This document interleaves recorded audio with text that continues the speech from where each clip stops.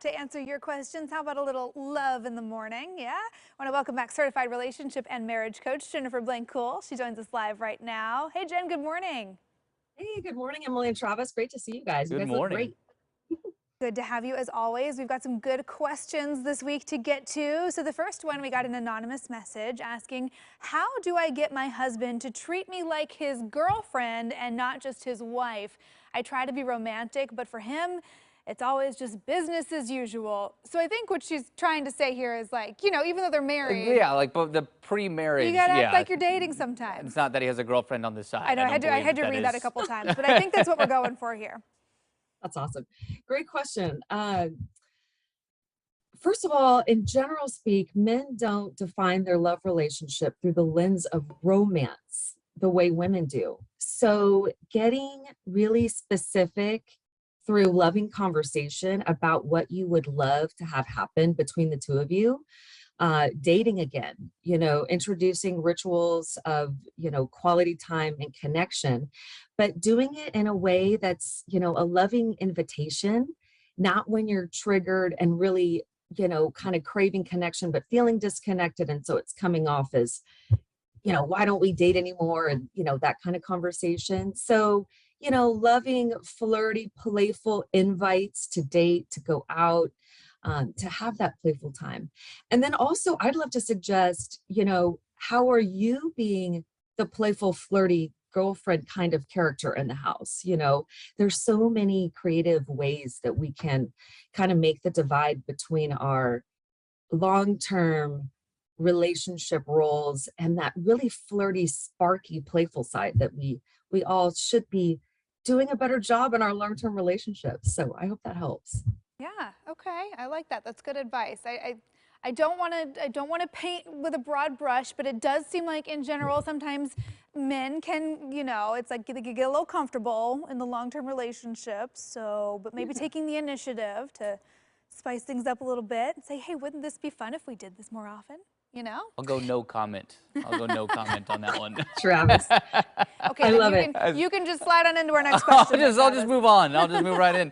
All right, so our next question, though, is from Nicole on Instagram, and her question is, when is the best time to discuss serious issues with your husband where there are no distractions? How can I get his attention in a positive way? Do I take him to a coffee shop? Do I talk about it in the kitchen in front of family? What is the best route? Oh, this is a terrific question. So I've got a couple pieces of advice here. Make sure you are talking about big topics when you're not triggered and already upset. That's number one.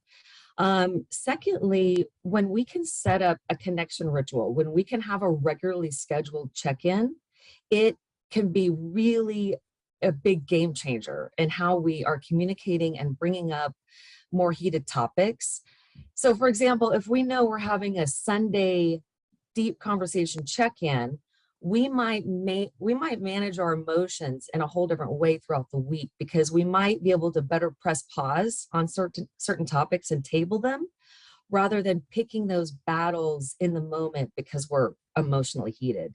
So it just builds a lot of certainty and predictability around how we're going to communicate, when we're going to communicate, and then we can pick and choose. Okay, do we really need to pick this battle, or is this something that we can forget about? So set it, and then lastly, get off your turf.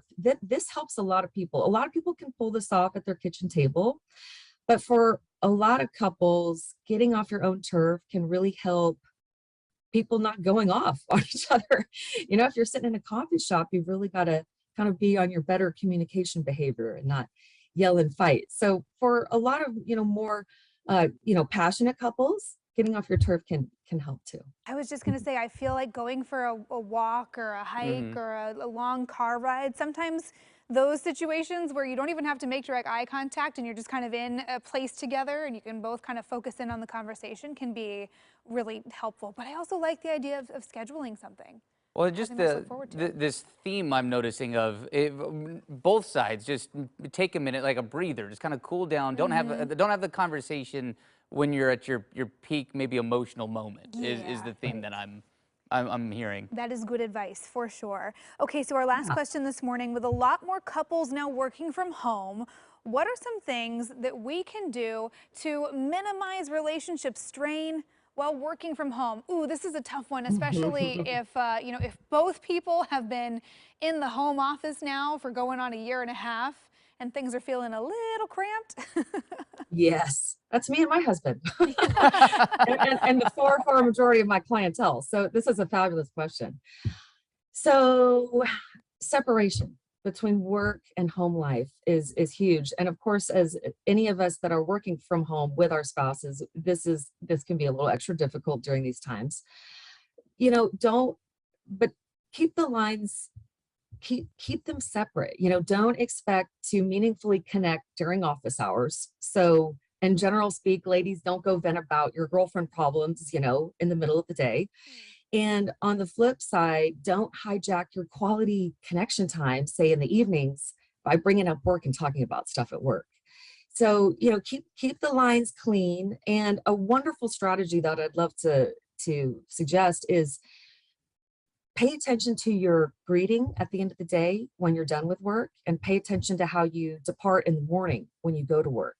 If you can do that in a loving, intentional way, that helps create the separation. And all this research shows that the way we greet our partner at the end of a workday totally dictates the climate and the mood of the rest of the night with our partner. So give that hug, give that extra squeeze, look them in the eye and ask them how their day was. It makes a big difference, and it helps you, be more intentional about your own checking out of work and getting into home life mode. I love that. Even if your commute is just from the living room to the office, a little Yes, kiss goodbye or a welcome home, that's a good that's thing to right. keep in mind. Yeah. Very cool. Well, thanks for the great Yeah. advice as usual, Jennifer. Lots of good solutions here. Thanks for having me. It's always an honor to be here. All Have a good right. day. Absolutely. Have a great day. And hey, if you Thanks. have some questions for Jennifer, we want some more love in the morning. So send us your queries. You can message us right now, Facebook or Instagram. We're at Coin News AM Extra, and you could see your question answered in a future segment. They can remain anonymous too, so send us the juicy problems. We want to dig into it for you. We will tackle them. All right. It is